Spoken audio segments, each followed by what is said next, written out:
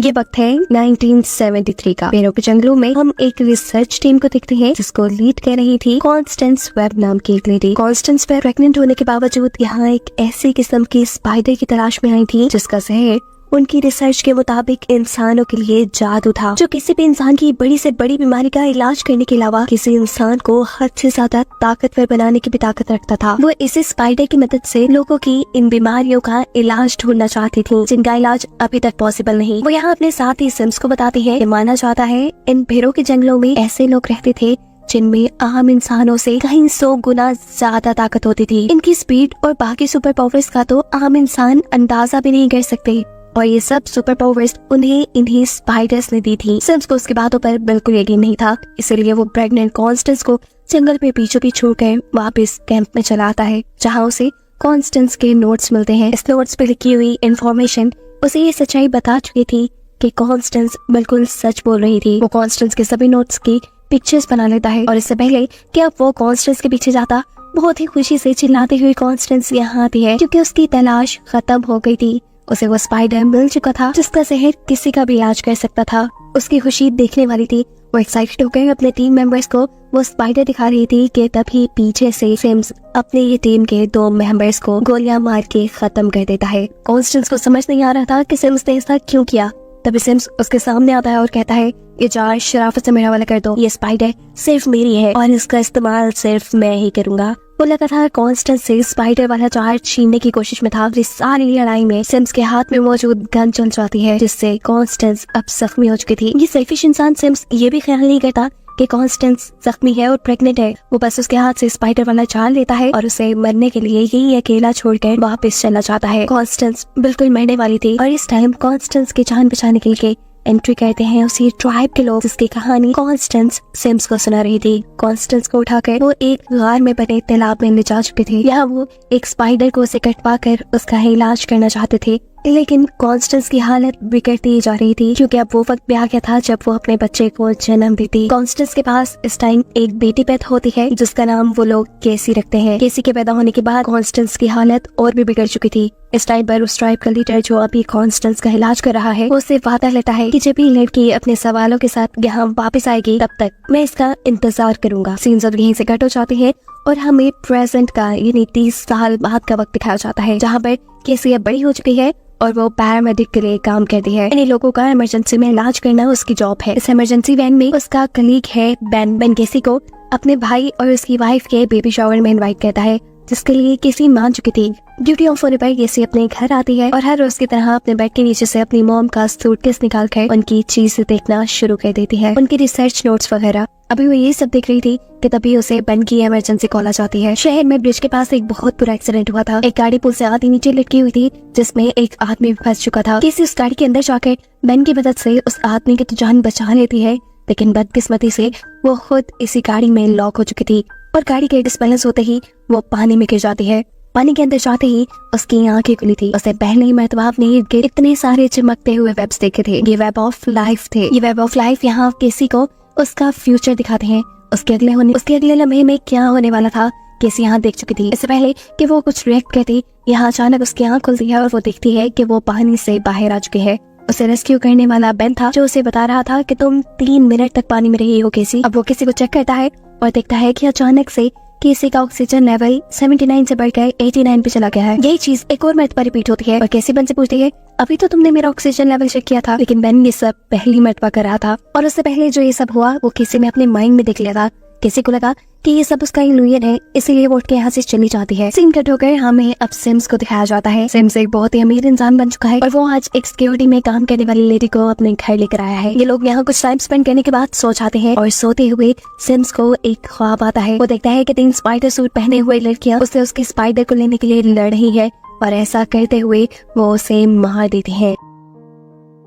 ये ख्वाब देखते ही सिम्स डर कर उठ गया। असल में वो स्पाइडर आज भी उसके पास थी। सिम्स ने क्योंकि उस स्पाइडर से अपने आप को कटवा लिया था, इसलिए फ्यूचर देखने की सुपर पावर्स सिम्स के पास भी आ चुकी थी। हर रात सिम्स को उसके फ्यूचर का इल्यूजन आता था कि किस तरह 3 लड़कियां आकर उसे मार देंगी। इसलिए सिम्स ये दिन आने से पहले ही उन तीनों लड़कियों को मरवाना चाहता है। ऐसे में काम आएगी उसके पास लेटी हुई वो सिक्योरिटी एजेंसी की एक लेडी, जिसे वो यहाँ झांसा देकर उसके नए बनाए सॉफ्टवेयर का कोड पूछ लेता है, जिसकी मदद से किसी भी इंसान को उसके फेस के जरिए ढूंढा जा सकता था।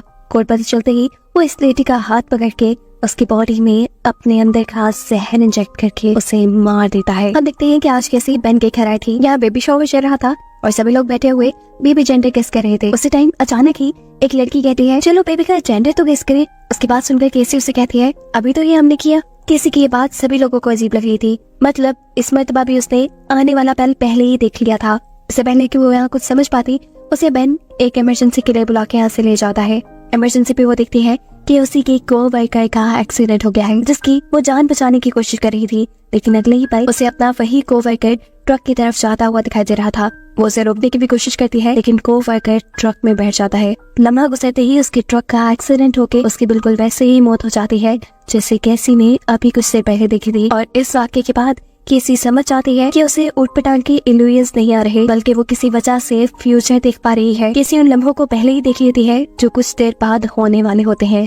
सिंकेटो के सिम्स को दिखाया जाता है, जो सिक्योरिटी सॉफ्टवेयर को अपनी हैकर के जरिए हैक करवा चुका था। इसी सिक्योरिटी सॉफ्टवेयर की मदद से उसे न्यूयॉर्क के हर सिक्योरिटी कैमरे का एक्सेस मिल जाता है और अपनी इन्हीं हैकर के जरिए वो इन तीनों लड़कियों की तस्वीर भी बनवा लेता है जो रोज उसके ख्वाब में आती थी। इन लड़कियों की एज देखते हुए सिम्स ये बात समझ चुका था कि अभी ये लड़कियां यंग हैं, इन्हें इनकी पावर नहीं मिली। सिम्स का ख्याल था कि इन्हें छोटी उम्र में ही पावर्स मिलने से पहले ही मार दिया जाए, ताकि पावर्स मिलने के बाद उसके लिए काम मुश्किल ना बन जाए। यहाँ अपने लिए की मौत पे परेशान केसी अपने घर पर थी।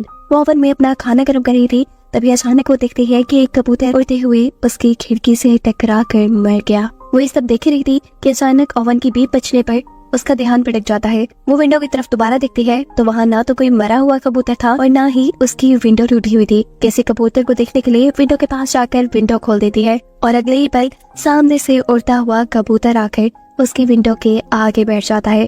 केसी की विंडो खोलने की वजह से वो कबूतर मरने से बच गया था और इस वाक्य से केसी को ये बात समझ आ गई थी कि वो जो फ्यूचर देखती है वो उसे बदल भी सकती है। उसे अब ये रिग्रेट होने लगा था कि वो अपनी क्ले की मौत को रोक भी सकती थी, लेकिन वो ऐसा नहीं कर पाई। वो ये सारी चीजें बेन से शेयर करना चाहती थी, इसलिए वो घर से निकलकर मेट्रो स्टेशन आ जाती है, जहां हम दिख रहे हैं कि सिम्स पहले से ही मौजूद है, क्योंकि सिम्स को उसकी हैकर ने बताया है कि वो तीनों लड़कियां जिसे सिम्स मारना चाहता है वो इस टाइम मेट्रो स्टेशन में है। यहाँ किसी भी जो इन तीनों लड़कियों की ट्रेन में बैठी हुई थी, वो इन तीनों लड़कियों का चेहरा देखते ही उनकी मौत देख लेती है। जो आदमी केसी के ख्याल में इन तीनों लड़कियों को मार रहा था, ये नहीं सिम्स, उसे वो अब सामने वाले अपार्टमेंट से ट्रेन के इस अपार्टमेंट में आता हुआ भी देख लेती है। वो इन तीनों लड़कियों को जल्दी से यहाँ से उठाती है और ट्रेन से बाहर निकाल लेती है। बाहर निकलते ही लड़कियां तो उसकी बात समझ ही नहीं पा रही थी। वो ट्रेन के अंदर सिम्स को देखती है जो इन तीनों लड़कियों के ऊपर नजर रखे हुए था। किसी इन तीनों से कहती है, जल्द ही तुम तीनों को इस स्टेशन से बाहर निकलना होगा, लेकिन ये तीनों उसकी एक नहीं सुनती और शोर कर करके लोगों को यहाँ बुलाना शुरू कर देती हैं। इससे पहले कि यहाँ कोई आता, कैसे इन तीनों को स्पाइडरमैन जैसा सूट पहने हुए आदमी को इनकी तरफ आता हुआ दिखाते हैं। वो आदमी तेजी से इन तीनों की तरफ बढ़ा था, इसलिए कैसी इन तीनों को लेकर एक ट्रेन के अंदर चढ़ जाती है और अब वो आदमी भी इस ट्रेन के ऊपर आ चुका था। इस आदमी से बचाने के लिए कैसी इन तीनों को अब ट्रेन से निकाल कर ग्राउंड फ्लोर पर ले आई थी, लेकिन वो जानती थी कि वो आदमी अभी तक उनके पीछे है।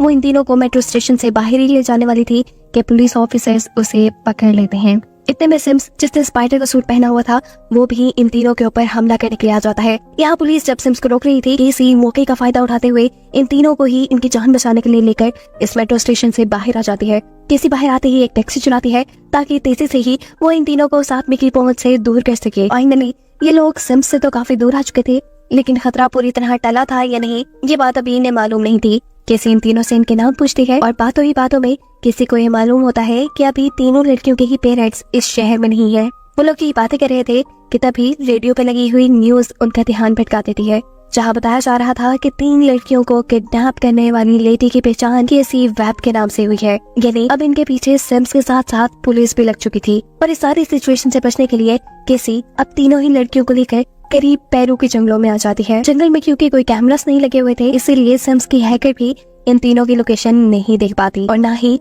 पुलिस केसी की लोकेशन। जंगल में आने पर बातें करते हुए इन्हें पता चलता है कि ये तीनों लड़कियां कभी ना कभी केसी से मिली थी। कि तीनों इस टाइम सवाल करके केसी को मार देती हैं कि आखिर तो हमें यहाँ लेकर क्यों आई। तब केसी इन्हें बताती है कि मुझे फ्यूचर दिखता है और मैंने फ्यूचर में तुम्हारी मौत तो साथ में यहाँ तो देख ली थी। उसके बाद कहते ही मेडी नाम की लड़की हंसने लगी थी, लेकिन मेडी की हंसी को सारे इग्नोर कर देते हैं और जूलिया कहती है वो आदमी किसी स्पाइडर की तरह छत पे चल रहा था। उसके इसी जुमले ने किसी का दिमाग ठनका दिया था। किसी को अब अपनी मॉम के नोट्स में लिखी हुई चीजें याद आने लगी थी। इसलिए वो इन तीनों से कहती है मैं 3 घंटे में वापस आ जाऊंगी, लेकिन 3 घंटे तक तुम तीनों यहाँ से हिलने की कोशिश भी मत करना। वो फौरन अपने घर जाकर अपने मॉम के नोट्स खोलती है। इस डायरी में उस स्पाइडर ट्राइब के लोगों के बारे में लिखा था जिन्हें हम पास्ट में देख चुके हैं। ये लोग दीवारों और छतों पे चलने के साथ साथ फ्यूचर देखने की भी ताकत रखते थे। फ्यूचर तो किसी को भी नजर आ रहा था, इसलिए वो दीवार पे चढ़ने की कोशिश करती है ये जांचने के लिए कि कहीं वो भी तो स्पाइडर ट्राइब से तो नहीं, लेकिन वो इस चीज में नाकाम हो जाती है। इसी सूटकेस में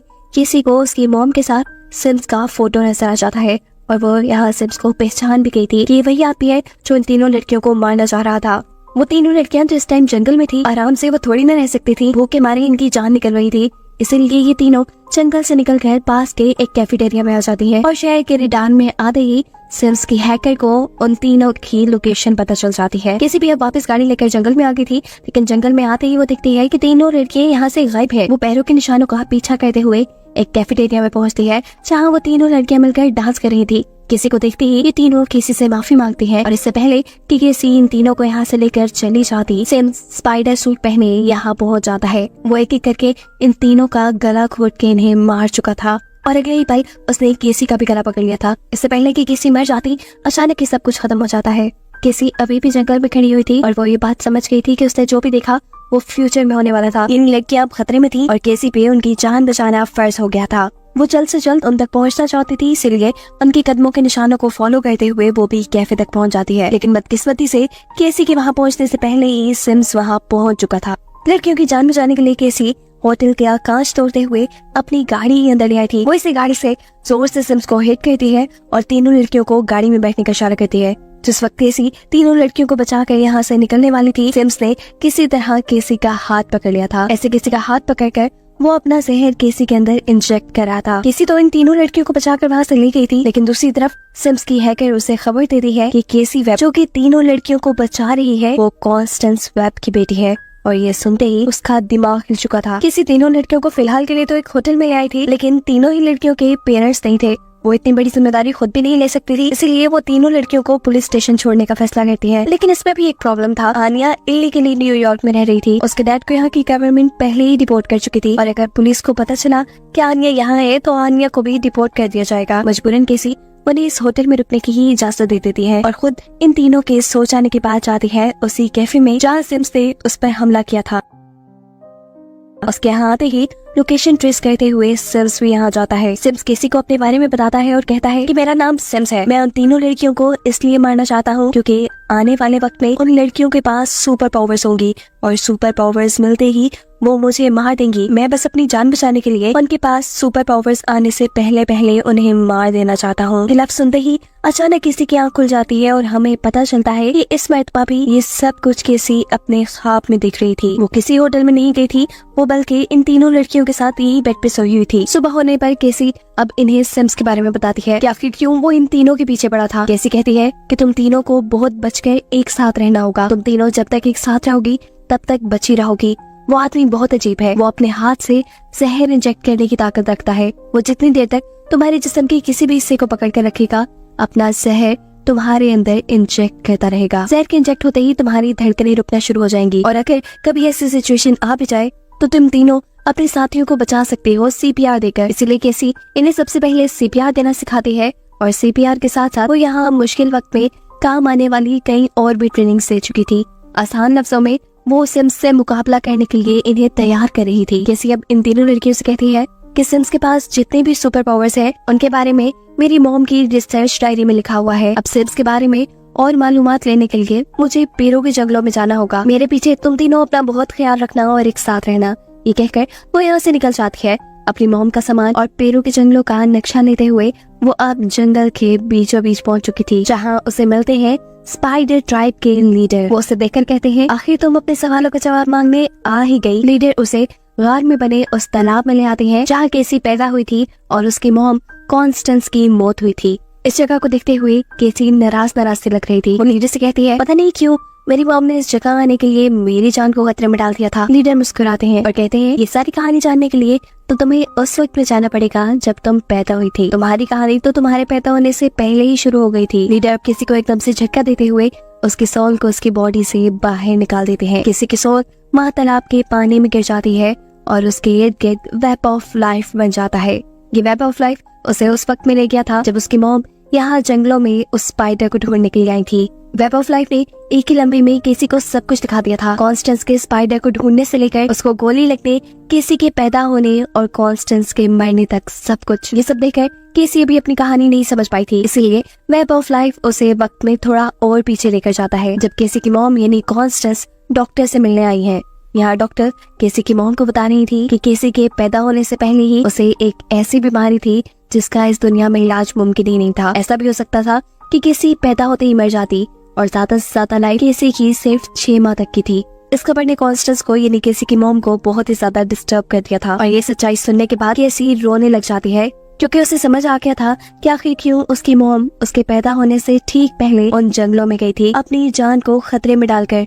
आज से पहले तक वो कॉन्स्टेंस से यानी अपनी मॉम से बदगुमान रही कि उन्होंने अपने पैशन के लिए किसी को खतरे में डाल दिया, लेकिन ऐसा नहीं था। ये सोचते हुए ही अचानक उसकी सोल उसकी बॉडी में वापस आ जाती है। वो अभी तक शॉक में थी कि आखिर ये सब लीडर ने कैसे कर दिया। वो इससे सवाल भी कर लेती है, लेकिन लीडर बताते हैं कि ये सब मैंने नहीं बल्कि तुम्हारी पावर्स ने किया है, वो पावर्स जिनका तुम्हें अब अंदाजा होने लगा है। जवाब में किसी कहती है मेरे पास तो सिर्फ फ्यूचर देखने की सुपर पावर है। लीडर बताते हैं नहीं, फ्यूचर देखना तो तुम्हारी सुपर पावर्स की शुरुआत है। तुम बहुत कुछ कर सकती हो। वेब ऑफ लाइफ के जरिए तुम एक टाइम में 3 जगह होकर 3 लोगों की एक साथ जान बचा सकती हो। सिर्फ यही नहीं, तुम्हारे पास फ्यूचर बदलने की भी ताकत है और ये पावर हर किसी को नहीं मिलती। लीडर बताते हैं तुम्हारी ये सभी सुपर पावर्स तब सामने आएंगी जब तुम किसी मुश्किल हालात का सामना करोगी। सीन्स कट होकर शहर में शिफ्ट होते हैं जहाँ सिम्स अभी तक उन लड़कियों के बारे में कुछ भी ना पता चल पाने पर बहुत ही ज्यादा गुस्से में है। पता चला है कि जाने से पहले केसी उन 3 लड़कियों को बेन के घर छोड़ गई थी। तीनों अभी तक केसी की बात मानते हुए बेन के घर से बाहर नहीं निकली थी, लेकिन आज बेन के ब्रदर की वाइफ के पास एक बेबी पैदा होने वाला था। उसकी हालत बहुत ज्यादा खराब हो रही थी।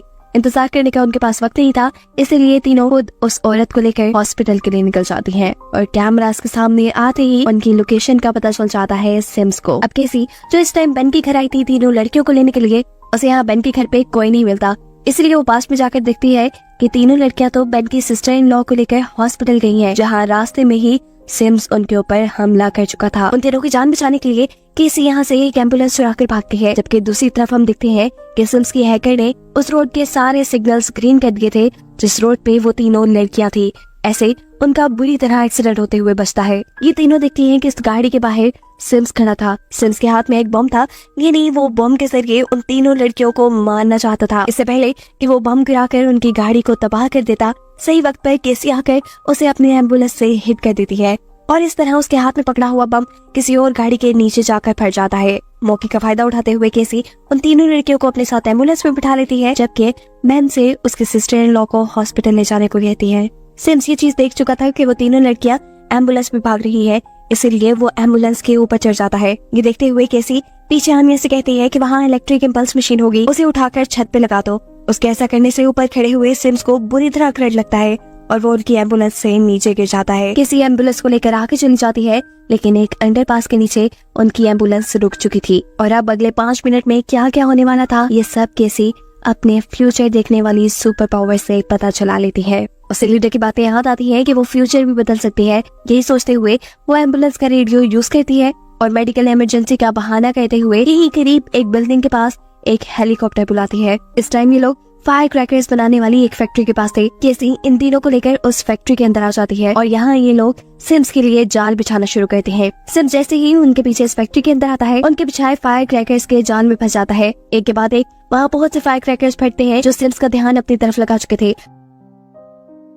मौके का फायदा उठाते हुए केसी उन 3 लड़कियों को लेकर इस बिल्डिंग की छत पे आ चुकी थी जहां हेलीकॉप्टर आने वाला था। वो इन 3 लड़कियों को सेफली हेलीकॉप्टर में बिठाकर यहां से भगाने की कोशिश में थी, पर केसी के इस प्लान को नाकाम करने के लिए यहाँ पे सिम्स आ चुका था। उसका ध्यान भटकाने के लिए केसी उसे लड़ती है और ये लोग लड़ते लड़ते एक बिलबोर्ड के टावर पे चढ़ जाते हैं जहाँ अब सिम्स केसी को पकड़ चुका था वो केसी का गला पकड़ते हुए अपने जिस्म का जहर उसके अंदर इंजेक्ट कर रहा था। केसी मरने वाली थी, वो मुश्किल में थी। ये सब वो तीनों लड़कियां नहीं देख पाती और उसकी जान बचाने के लिए उसके पीछे आती है। लेकिन सिम्स यहाँ बड़ी ही आसानी से इन अनट्रेन्ड तीनों लड़कियों से लड़ता है और उन्हें 3 अलग-अलग जगह फेंक देता है। उसके इस हमले से वो तीनों लड़कियां ऐसी जगह फंस चुकी थी कि वहाँ बस उनके करीब मौत ही थी। और ये देखकर सिम्स हंसने लग जाता है और केसी से कहता है, बताओ अब तुम 3 अलग-अलग जगह जाकर एक ही वक्त में इन तीनों को कैसे बचाओगी। उसकी ये बात कहते ही किसी के कानों में लीडर की वो बात गूंजी थी कि अगर जब तुम किसी को बचाना चाहोगी तो तब तुम एक वक्त में कई जगह भी हो सकती हो। इस चीज का एहसास होने पर वो अपनी सुपर पावर्स का यूज करती है और वेब ऑफ लाइफ के जरिए उसी के जैसी बहुत सी और कैसी बनकर उन तीनों लड़कियों को बचाने के लिए पहुंच जाती है। ये देखते हुए तो सिम्स भी परेशान हो चुका था। वो केसी को रोकने के लिए उसे एक पंच मारता है, पर केसी इस मर्तबा हार मानने वाली नहीं थी। वो आहिस्ता आहिस्ता सिम्स को उस जगह पर ले जाती है जहाँ फ्यूचर में उसने सिम्स की मौत देखी थी। उस जगह पहुँचते ही सिम्स के ऊपर एक बड़ा सा जाल गिर जाता है जिसमें वो फंस चुका था और उसके फौरन बाद उसके ऊपर एक बहुत बड़ा सा बिलबोर्ड गिरने पर उसकी मौत भी हो जाती है। फाइनली केसी ने उन तीनों लड़कियों को बचा लिया था उनके दुश्मन को मारकर। लेकिन बुरा यह हुआ था कि बिलबोर्ड के गिरने की वजह से केसी खुद भी लड़खड़ाकर पानी में गिर चुकी थी। हम देखते हैं कि केसी की बॉडी से एक लाइट निकली है और अब वो पानी में डूबती जा रही थी। इस टाइम पर केसी को बचाने के लिए वो तीनों लड़कियां पानी में जम कर देती हैं। मुश्किल से वो केसी को पानी से निकालकर बाहर लेके आती है तो देखती है कि उसको सांस आना भी बंद हो गया था। ऐसे में ये लोग केसी की सिखाए तरीके से उसे CPR देती हैं। ऐसा कहते ही कुछ ही देर में केसी के दिल की धड़कन दोबारा चलना शुरू हो चुकी थी। वो फाइनली होश में आ चुकी थी। लेकिन फिर से एक बुरी खबर कि अब केसी देख नहीं सकती थी, उसे कुछ भी नजर नहीं आ रहा था। वो ब्लाइंड हो चुकी थी और साथ में उसकी बॉडी भी इस एक्सीडेंट की वजह से पैरालाइज हो चुकी थी। हॉस्पिटल में जब नर्स केसी से इन तीनों लड़कियों के बारे में पूछती है तो केसी कहती है कि ये तीनों मेरी फैमिली है और ये सुनकर ये तीनों ही खुश हो जाते हैं। इस हादसे ने बेशक केसी को पैरालाइज कर दिया था, लेकिन इसी हादसे ने उसको उसकी सारी सुपर पावर्स भी दे दी थी। घर आने पर केसी इन तीनों लड़कियों को बताती है कि बेशक अब मैं कुछ देख नहीं सकती, लेकिन मुझे फ्यूचर अब बिल्कुल साफ नजर आ रहा है। मैं तुम तीनों को पावर मिलने के बाद दुश्मनों से लड़ते हुए देख रही हूँ। तुम्हारे पास इतनी पावर है कि जिसका तुम अंदाजा भी नहीं कर सकते और तुम कभी दुश्मनों से नहीं हारी। वो इन तीनों को भी फ्यूचर की झलक दिखाती है जिसमें इन तीनों के पास ही सुपर पावर्स थी और खुद केसी एक मेडमे वेब थी। और इसी फ्यूचर की झलक को दिखाते हुए ये कहानी यहाँ खत्म हो जाती है।